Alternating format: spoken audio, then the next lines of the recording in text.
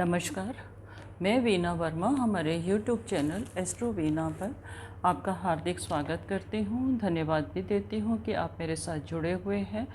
आज मैं आपके साथ बहुत महत्वपूर्ण चर्चा करने जा रही हूँ। हमारा जो युग है आज की डेट में, जिस संस्कृति में हम जी रहे हैं, जिस युग में हम जी रहे हैं, ये भौतिक इच्छाओं की पूर्ति का युग है। हर इंसान की भौतिक इच्छाएं होती हैं और कुछ ना कुछ वो आगे कुछ ना कुछ उसकी नई डिज़ायर्स हो जाती हैं।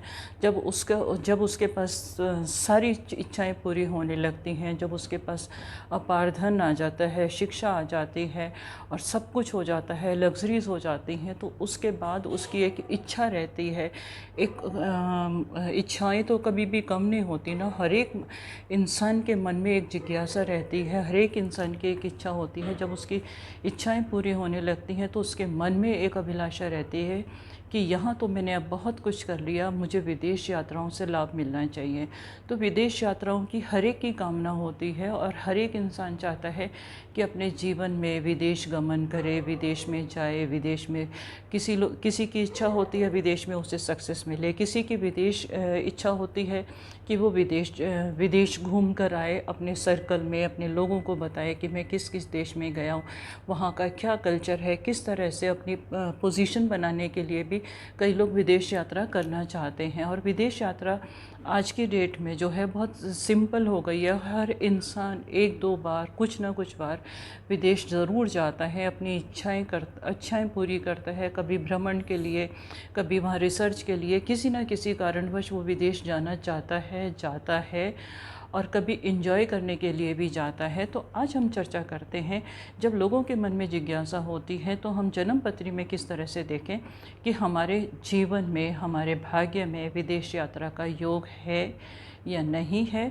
और अगर है तो किस लिए है। कुछ लोग तो ऐसा होता है कि शिक्षा लेने के लिए जाते हैं, कुछ लोगों के माइंड में होता है कि हम एंजॉय करने के लिए जाएं, हम अपने वेकेशन पर जाएं, अपना बिजनेस हमारा यहीं पर रहे, पर हम चेंज के लिए विदेश जाएं, अपना मूड चेंज करें, अपनी लाइफ को एंजॉय करें, अपनी लाइफ को जितना भी आगे बढ़ा सकते हैं, जो भी हम चाहते हैं, जो भी हमारी ख्वाहिशें होती हैं उनको हम पूरा करें। किसी के मन में इच्छा होती है कि मैं विदेश में जाके नौकरी करूं, सर्विस करूं।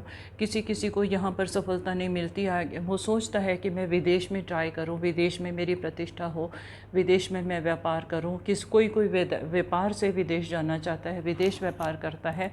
तो ये कहीं ना कहीं हमारी जन्म पत्री में लिखा हुआ होता है और हम किस तरह से इसका आकलन करें, किस तरह से हम इसे पता लगाएं कि हमारा विदेश यात्रा का योग है या नहीं है, और किस तरह से विदेश यात्रा होगी, इसके बारे में आज हम चर्चा करते हैं। तो जन्म पत्री के जो हमारे को विदेश ले जाने वाले जो प्लैनेट्स हैं, जो ग्रह हैं, जो हाउसेस हैं, उनका रिलेशन हमारा किसी न किसी तरह थर्ड हाउस से होता है। थर्ड हाउस जो है हमारी विदेश यात्राओं का हाउस है, और अगर ये प्रबल है तो हम छोटी ये हमारे को बताता है अगर हमारे थर्ड हाउस का रिलेशन, हमारे नाइन्थ हाउस का रिलेशन और हमारे 12th हाउस का रिलेशन अगर बनता है, तो मैं आज आपको क्लियर कर देती हूँ कि हमारे जीवन में किस तरह की विदेश यात्राएं होंगी। अगर हमारा थर्ड हाउस से रिलेशन है और हमारा द्वादश भाव का भी रिलेशन है, तो हम छोटी छोटी यात्राएं करते हैं, इंजॉय के लिए करते हैं। और इंसान के पास जब पैसा हो जाता है तो विदेश में जाके एंजॉय करता है। तो थर्ड हाउस और 12th हाउस का रिलेशन अगर बन जाए तो हम विदेश में एंजॉय करने के लिए जाते हैं, वहाँ का कल्चर देखते हैं, अपनी वेकेशन मनाते हैं और हमें वहाँ पे पीस मिलती है। और आपने देखा होगा कि बहुत सारे सेलिब्रिटीज़ जो हैं वो अपने वेकेशन के लिए विदेशों में जाते हैं, वहाँ पे उनको पीसफुल एटमॉस्फेयर मिलता है। और कुछ लोग जो होते हैं शिक्षा के लिए विदेश जाना पसंद करते हैं।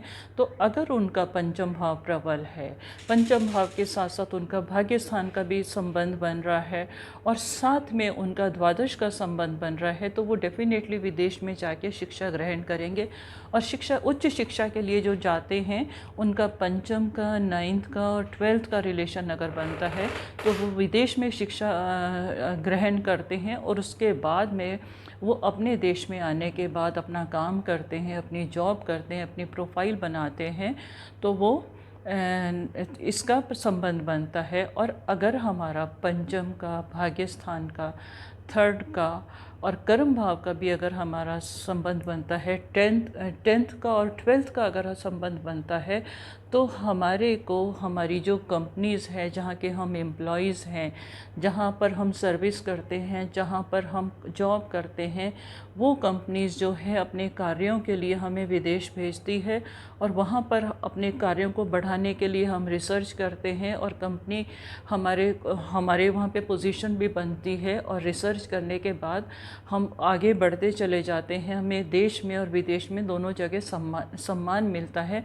इसके लिए हमारा टेंथ का और ट्वेल्थ का जो तालमेल होता है वो अगर अच्छा हो, तो विदेश कंपनी जो है जहाँ पर के हम एम्प्लॉई हैं, वो हमें विदेश भेजती है अपने रिसर्च के लिए, अपने व्यापार को बढ़ाने के लिए, अपने काम के लिए हम कंपनी की तरफ से विदेश जाते हैं। और अगर हमारा थर्ड हाउस का और ट्वेल्थ हाउस का और पंचम का और टेंथ का संबंध बनता है, तो ऐसे लोग जो हैं यहाँ पर शिक्षा प्राप्त करने के बाद विदेश में बस जाते हैं। और कुछ लोग तो ऐसे हैं कि जिनको नागरिकता भी वहाँ की मिल जाती है और वो वहीं के निवासी हो जाते हैं।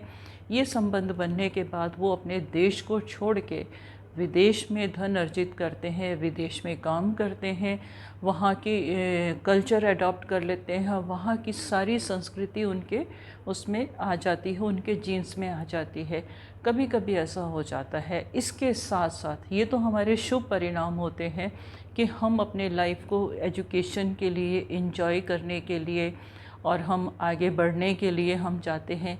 कभी कभी किसी का विदेश यात्रा का जो योग होता है वो बड़ा विकट होता है। विकट मीन्स यानी कि कुछ लोग अपनी बीमारियों का इलाज करवाने के लिए विदेश में जाते हैं, जिनका इलाज यहाँ पे नहीं होता, और वहाँ पर उनका जो है आर्थिक स्थिति जो है, मतलब विदेश में इलाज के ऊपर पैसा खर्च अगर होता है तो ये थोड़ा सा मुश्किल फ़ेज़ तो है, लोगों को फ़ेस तो करना पड़ता है। और अगर किसी को वो बताते हैं कि हम विदेश इलाज करवाने जा रहे हैं, तो बड़ा चिंता का सा विषय लगता है, और बहुत सारे लोग विदेश में इलाज के लिए जाते हैं।